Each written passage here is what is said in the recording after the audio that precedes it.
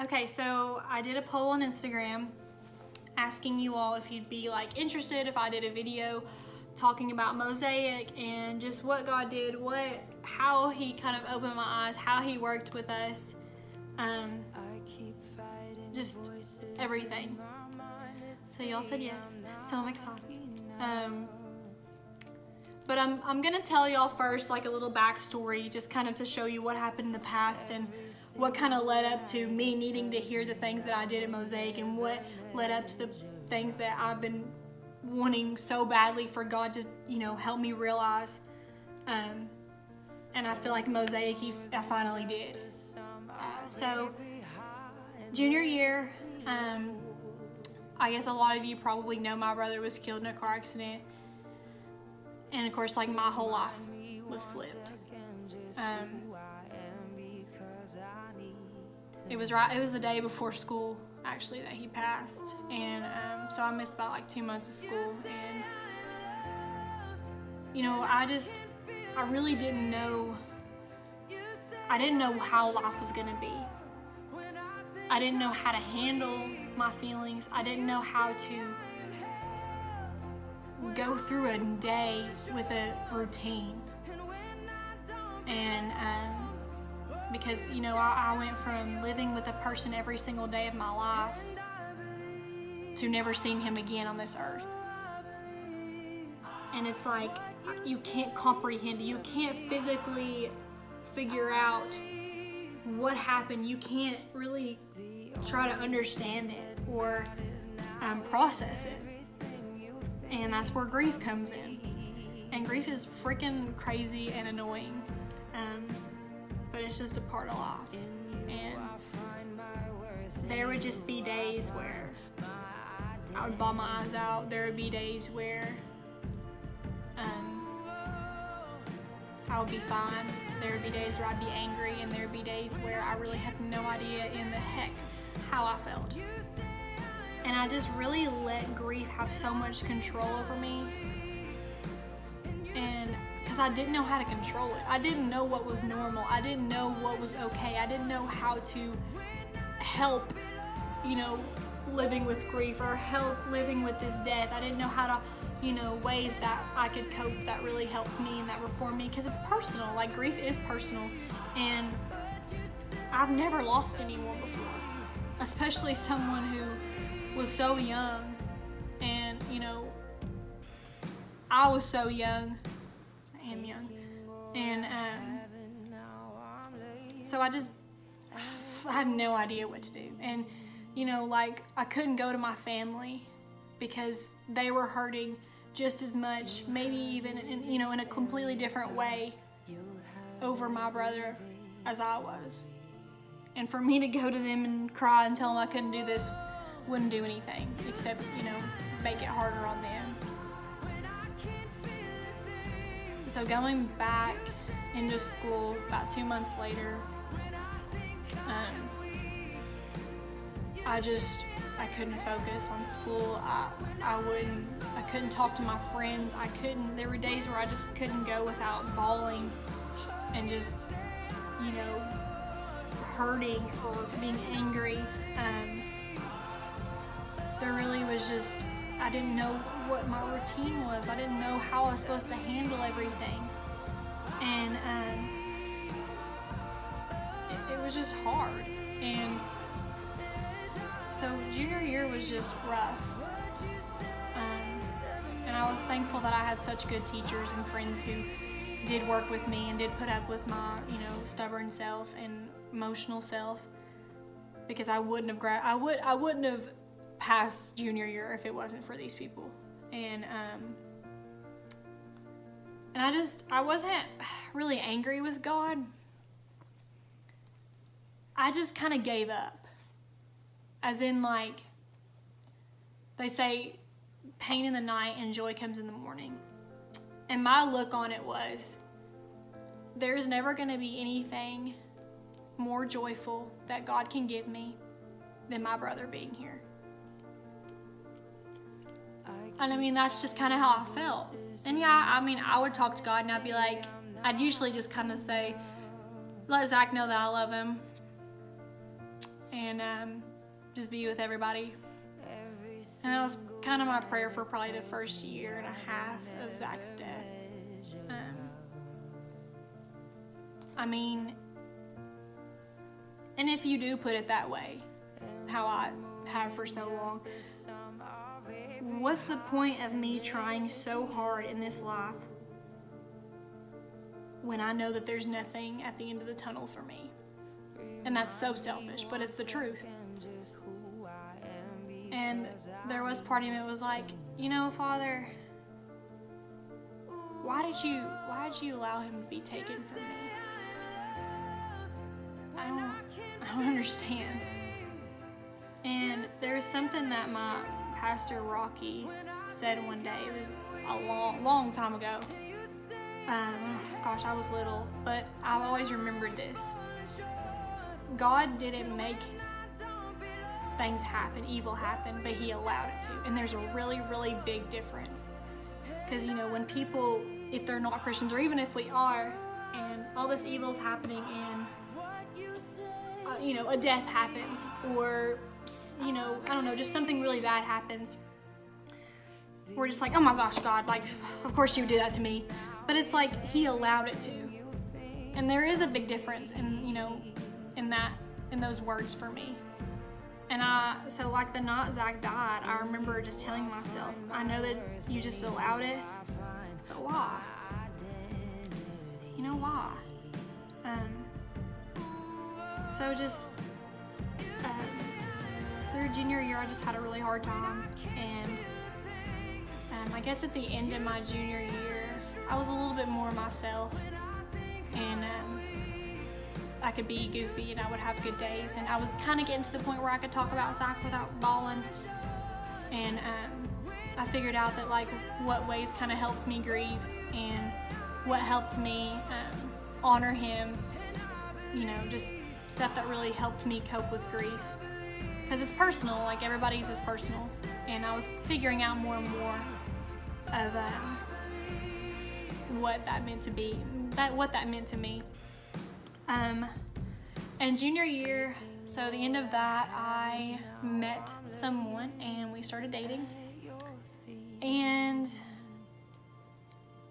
I think that this will probably always be my first love. I don't know. I'm little, so I don't know exactly what love is. But I know that I've never felt that way about anyone as I felt for him.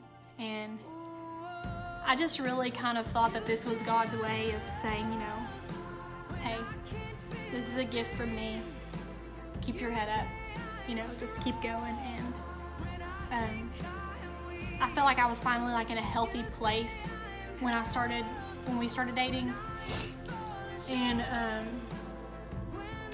so we dated for a couple months, and senior year he broke up with me.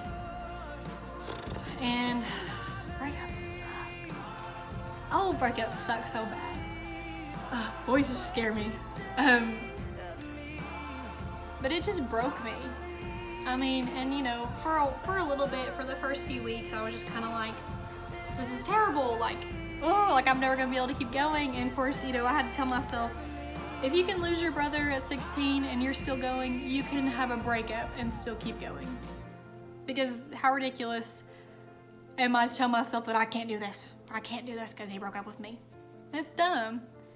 And but it wasn't really just the breakup.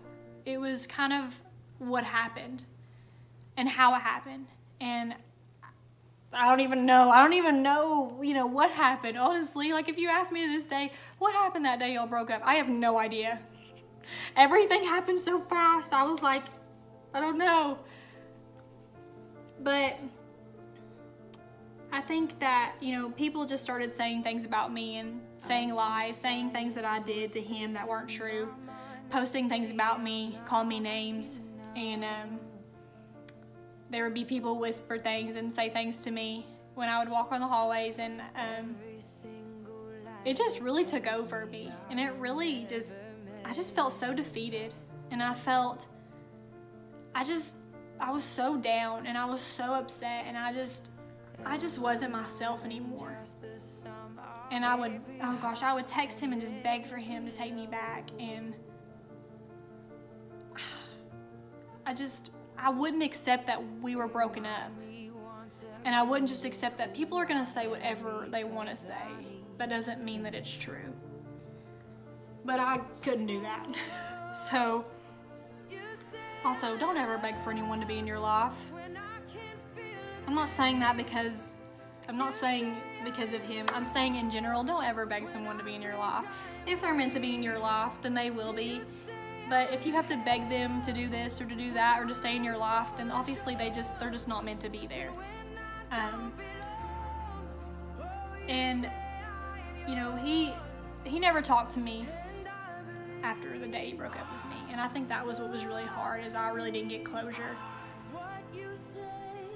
But the amount of pain I let it cause in me was just not okay. And so just people continue to say stuff about me and call me names and post things about me, and this was just like, this went on every single day, and I would just cry, and I would cry, and I would cry, and I'd just be like, why? Like, why is this happening? Like, why can't you all just stop? Like, why is everybody being so mean? Like, why are you telling lies? Why are you, you know, like, it's like everybody was so focused on that. And I feel like that's what people do in high school. They find something to focus on and talk about, and they keep it going until something better happens. And I just felt like nothing was happening, like nothing else was happening, that everybody just stayed focused on me and this breakup and continued to just say things and assume things and put me down over and over and over again. And eventually it was 8 months, every single week, of somebody doing something, of somebody saying something, of somebody pulling me down, of somebody posting something about me. And I just broke. I was so sad, and I was just closed off, and I lost a lot of friends, and I thought people who I could trust weren't people who I could trust.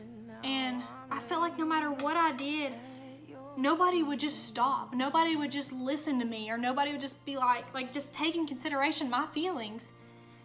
And eventually I moved schools because it was turning me into an angry and bitter and mean and sad person who I shouldn't have been. And you know, me and my mom were getting in fights every day. Me and my brother, I would call him crying, and of course him and Zach are both like, oh, who cares, people say. And I can't just do that. I have to, like, I take it so personally, and I shouldn't, but I do, and that's a big problem that I have. So anyway, like, I moved schools, and it still just kind of continued to hurt me and hurt me and hurt me. It was better, and that school was wonderful, and oh my gosh, I met so many good people, and I had such great teachers, and it was awesome, and I love that school, and I'm so thankful that I went there, and I'm graduated now, so that's fun. But I just couldn't let it go. I felt like that no matter what I did, no matter what I said to the Lord, no matter what I wrote down, no matter what I posted, trying to just, you know, point myself in a direction, it's time to let it go. I couldn't do it. I don't know why. And I think that the reason I think I couldn't let it go is because I would have rather focused on what other people were saying to me than focused on my brother's death.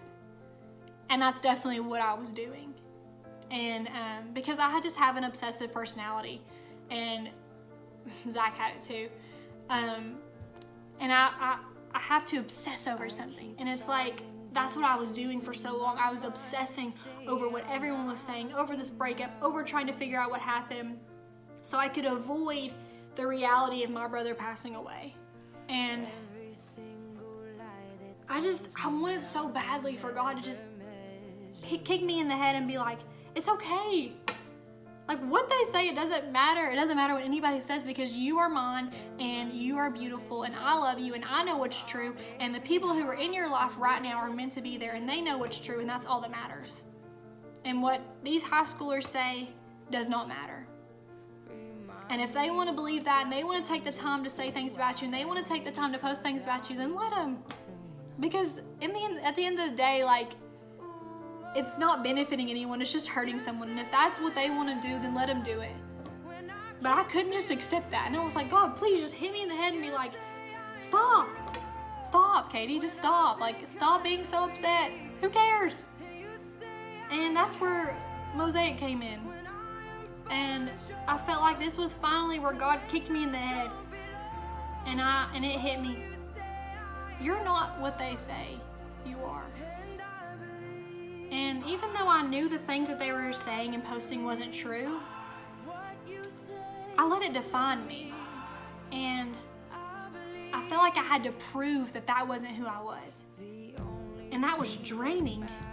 Because no matter what you do, if somebody has the thought about you, if somebody thinks this is who you are, you can't change everybody. You can't make everyone like you. You can't, you can't just like make someone, I don't know. You can't make people like you, and I don't know.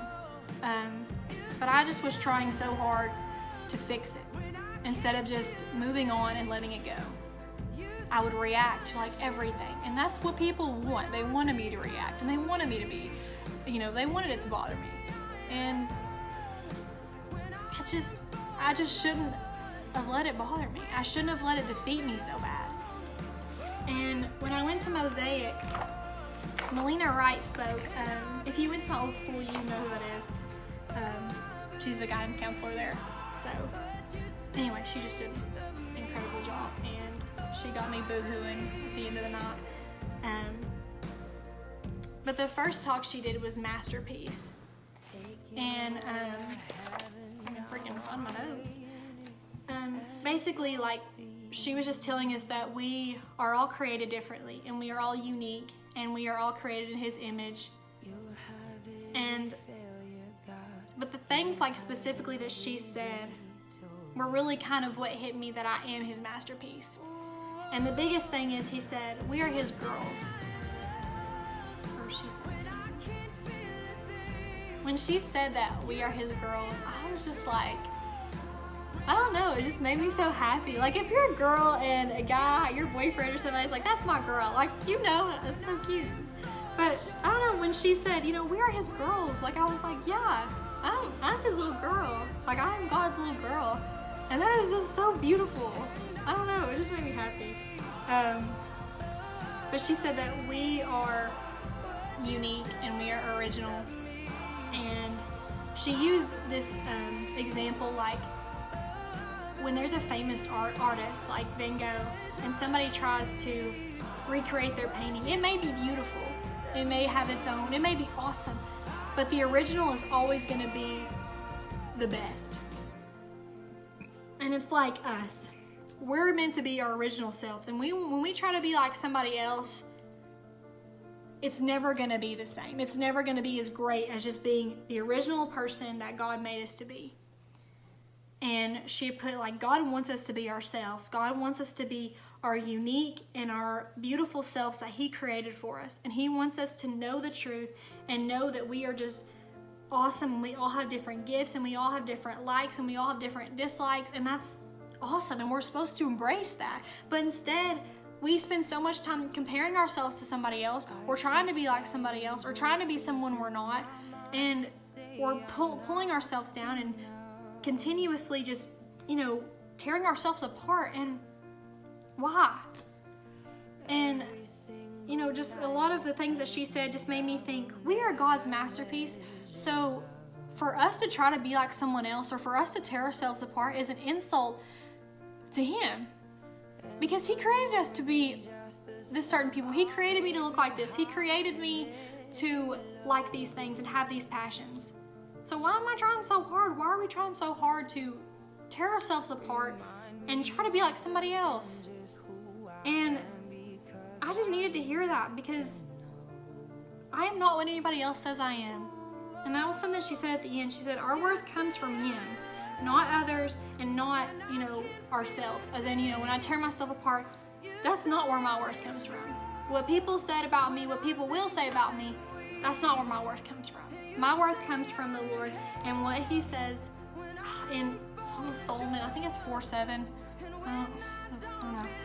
Don't quote me on that. But it says, you are altogether beautiful, my darling, for there is no flaw within you. I just love that verse. And I love, like, I just think of God saying it to us. You are altogether beautiful, Katie. Like, not, you're so pretty, but you are altogether beautiful. Like, that's just so, I don't know, it's so tender, and like, it's just genuine. And I just think about God saying that to me in my hardest times and in my most insecure moments. And when I was hearing this talk, that's really what I kept thinking about. And she started asking us questions at the end, and she just kind of kept going with different questions. And how it started was, what do you see when you look in the mirror?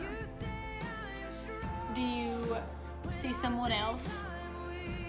Do you see,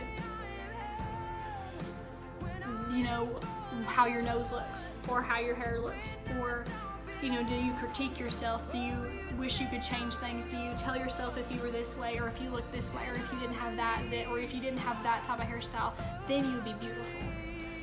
And I know, like, personally, I tear myself apart when I look in the mirror. And I know that I'm not the only one. And she said, how often do you just spend time comparing yourself to others? And she was saying how, like, we just scroll through Instagram and we'll just compare, and we'll stalk other girls' profiles, or we'll, guys, you'll stalk other guys, and you'll just wish you could look like that, or you wish, or you're like, oh, like, I'm not beautiful, she is, or like, she's getting, attention and I'm not, so I'm not beautiful. And, we are His masterpiece. We are His masterpiece. So why are we trying to be like somebody else? And why are we trying to tell Him that, basically telling Him that He didn't make us right? And just, a lot of those insecurities and a lot of the things that, like, I struggled with at school and I've struggled with in general, I've carried. And I don't realize that I'm carrying it, but I am. And, that's what Melina had said too. She was just saying that, like, what's weighing you down? What is it that you're just carrying and it's weighing you down, and it's weighing and weighing and weighing, and it's just gonna tear you apart at the end of the day. And that's what was happening to me, is that I was just thinking I was not letting it tear me apart, but I would just carry it and carry it and carry it and carry and carry, and I would just let it break me apart. And in reality, the Lord died for us on the cross so we wouldn't have to carry these things. So why are we carrying them? Why aren't we giving them to Him when He's literally saying, give them to me? Like, that is why I went through all that pain. I knew you would do this, and I knew you would do that, and I knew that you'd say this to me, and I knew you would do and say that to that person. Like, I knew who you were gonna be. So why are you trying to carry it? Do you think I really don't know? Like, you can't hide from God. Nothing. He knows everything about you, and He still is, like, in love with us. And that is just so beautiful. And I just think about, like, why do us girls think that we have to have a man to love us? Like, He loves us so much. We are His girls. And why is it so hard to just accept that? Why is it so hard to not let that be enough? Because nothing else will fill us. And this is what Melina had said too. Nothing else can fill this emptiness but the Lord. You may find someone and you date them, and y'all date for a little bit and you feel really happy and you feel great. But at the end of the day, whatever you're trying to feel and this emptiness, other than God, is gonna tear you apart, and it's gonna let you down. Because everything in this world is temporary, and this world is full of evil. And, us putting so much on another person or on another thing is not fair to them, because they're broken too. And if we really think that, something else can fill this part of us but God, we must not really know who God is. And it's crazy that, like, I ran to everything else but God through these hard times, when I knew that nothing would fill me up. But what do? I just kept running. Why?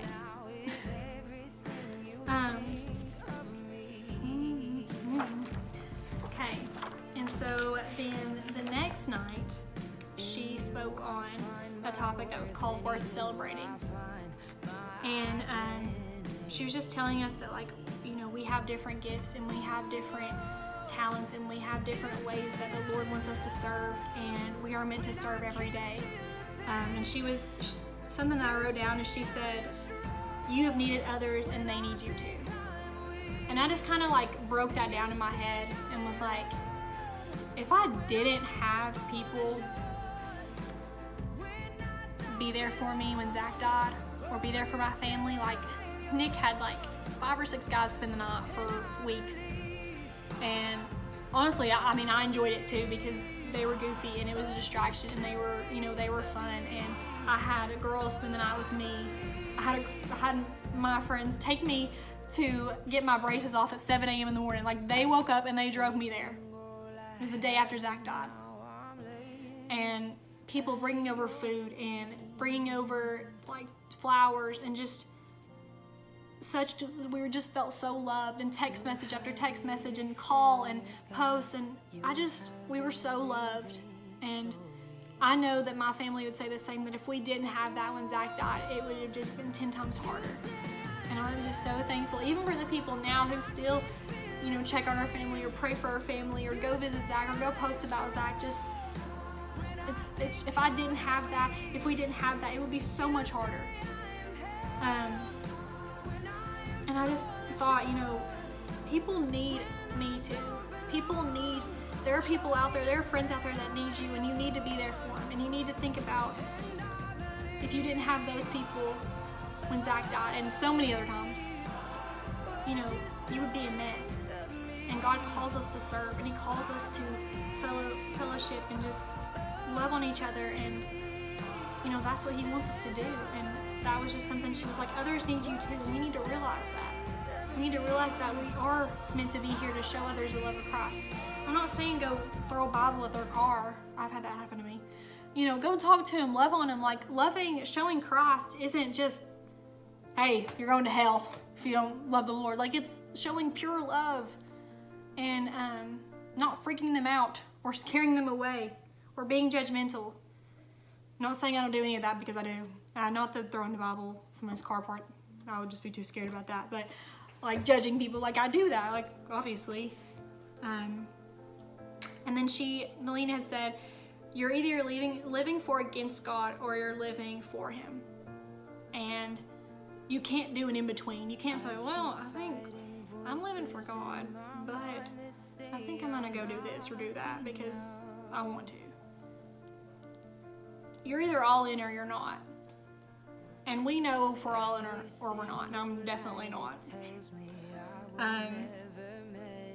But you can't be in between. And she had said something like when we talk to God and we need to listen to Him, and I just kind of thought, through Zach passing away and through that breakup, I continuously wouldn't shut up and just complain and yell at God or cuss out God or freak out or rant even. I wouldn't listen. And there was something that, we wrote down, we need to sit back and we need to listen. And I didn't do that. And I think that was a big part of my problem of my healing. I wouldn't just shut up. I expected God to say something right then, and when He didn't, I would keep talking. And sometimes He just wants us to just shut up and listen. And I know, gosh, if I was God, I'd just be like, Katie, just chill. Like, just give me a break here. Let me do my thing. Okay? Just because I don't answer you in 5 minutes or I don't do something in 5 minutes doesn't mean I don't love you. So just, if I was Him, I'd do that. But, there's something else that she said to us that I kind of put in my own words. Do you think what you're telling yourself or what you're saying God can do, do you think that that's the best He can do, and do you think that's who you really are? So like when I tell myself that if my stomach was smaller, things would be better, or if I tell myself that I'm worthless and I'm not worthy, is that what God wants us to tell ourselves? Obviously not. And so when I put this in my head, and I was like, I'm never going to find anyone else but that person. And we're meant to be together, and you're never going to bring me anybody else, and I'm never going to meet anyone else. God kind of put in my head, really? You think that the person I have for you is someone you met when you were 16, 17 years old, and then you ended up getting, broken through this situation. You think that's the best I can do? You think that someone who upset you and hurt you is the best I can do? And I kind of thought about some of my friends too, like when, there's a guy who really hurt them, or, I don't know, a guy cheating on them. This is what I want to say to you all. Do you think that's the best that God can do? Is someone who disrespects you, or has cheated on you, or has hurt you? And that's not, I haven't been cheated on or anything. I'm just saying that like in general. Do you think that's the best God can do? And that's just what I need to tell myself, is that when I'm being so angry at myself, or when I'm, going through a hard time, do I really think that God can't do better, or He can't turn this into something beautiful? Do I really think that Zach's death, God's not going to work through that? Honestly. And for a while, no. But He can, and He has, and He will continue to. I would never choose anything over my brother, but I don't have the choice to bring him back. But God has done a lot through him passing away. And, with this whole situation, that me having to move schools and people saying stuff about me, God's going to turn that into something beautiful too. And He is able to, but I kept telling myself that He wasn't. And I just realized for a really long time that I've just continuously put myself down and doubted the Lord and been angry at the Lord, and not just shut up and listen to Him, and continuously trying to either find someone or find something that fills me so I could just get over this, or get over, Zach's death. And this is what I have to understand, that, and this is what I post on Instagram, but that life is really hard. And it's going to be hard until we get to heaven. And God doesn't say in the Bible, life is going to be easy if you live with me. He says that you're going to face trials of many kind, but that He will always be with you. And even through the deepest of waters, the darkest of nights, He's going to be right there. And that's really what I just kind of broke down, cried, and I was like, I've just needed for you to hit me in the heart with that, because I feel like I've told myself that, or other people have told me, but I really just haven't felt it from you, Lord. And at Mosaic, I did, and I needed to, and I'm just finally ready to just, let things go, and, realize that He's going to turn every bit of pain that you have went through and that I've went through into something beautiful, but I have to let Him. And I haven't been letting Him for a long time.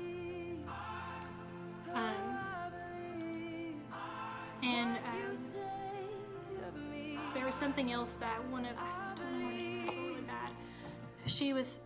She sang on stage at Mosaic, and she had stopped like in the middle of singing, and she was just like, God just put this on my heart. And she was like, every girl in here who has ever felt insecure, raise your hand.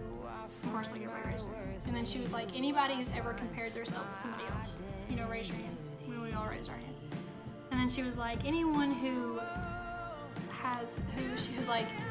tried on many, many dresses and continuously changed before this, raise your hand. And of course, we all raised our hand. And at the end of it, she was just like, we all have struggles, and we all have insecurities, and we all compare ourselves, and we all judge each other, and we all gossip about each other. And she was like, why? Why do we do that? Why, instead of, pushing each other down, why don't we build ourselves up? Because we know that all of us girls are insecure and struggle with something, and instead of pushing someone down and judging someone else and going out of our way to hurt other people, we should be lifting each other up. But yeah, that was a lot longer than I thought it'd be, so I'm sorry. But for all the people who were at Mosaic and just helped all of us girls feel special and show us how we deserve to be treated and help us just to enjoy such a wonderful weekend and we're able to get dressed up and just feel girly and feel special. Thank you all for everything. Mosaic was beautiful and it was just awesome.